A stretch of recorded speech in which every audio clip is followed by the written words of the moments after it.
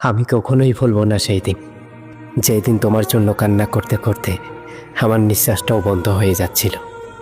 হয়তো আমি তোমার যোগ্য হতে পারিনি, তবে সাবধানে থেকো প্রিয়। তোমার যোগ্য যাতে তোমাকে না ঠকায়। আর আমার কথা ছেড়ে দাও, আমি দ্বিতীয়বার কাউকে আর মন দিতে পারবো না। এ মনে তো শুধু তুমিই আছো। জানো কাক দ্বিতীয়বার জোড়া বাঁধে না কেন?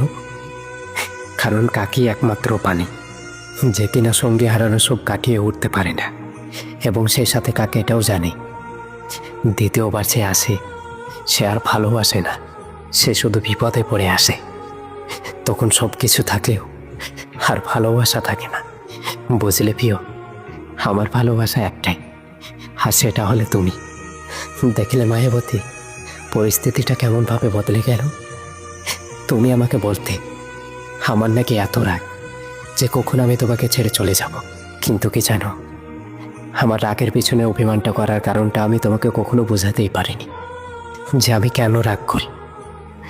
তোমাকে অনেক ভালোবাসি বলেই তোমার উপর একটু বেশি অভিমান করি।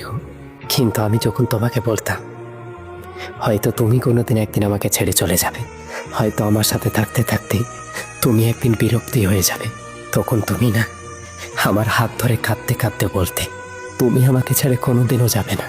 এমনকি এটাও বলতে আমি যদি তোমার জীবনে না থাকি আমার জায়গাটা চিরদিন ফাঁকা থাকতে। কিন্তু দেখো, তুমি আমাকে কি সুন্দরভাবে বোঝাতে, তাই না? আজ তুমি আমাকে তোমার জীবন থেকে সরিয়ে দিলে।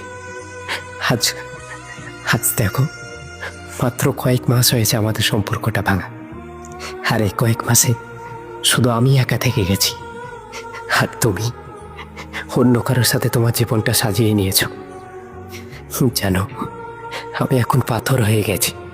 মনে পড়ে না কারো কথা, মনে পড়ে না কারোর সাথে কাটানোর সময়, মনে পড়ে না কারোর সাথে কাটানোর স্মৃতি। মনে হয় দেহটা জীবিত থাকলেও আমার ভিতরটা তো জিন্দা লাশ হয়ে গেছে। শুধু ইচ্ছা হয় এত ভীষণভাবে অবহেলা পাওয়ার পরেও শুধু তোমার কাছে ফিরে যেতে, শুধু তোমার কাছেই ফিরে যেতে। এইভাবে কোনো একদিন শেষ হয়ে যাবে আমার গল্প। আমি যদি কোনোদিন মারা যাই না, আমার লাশের পাশে এসে বসে থেকো কেউ, আর মানুষগুলোকে বলে দিও সে অনেকদিন ঘুমাতে পারেনি, সে এখন ঘুমাচ্ছে।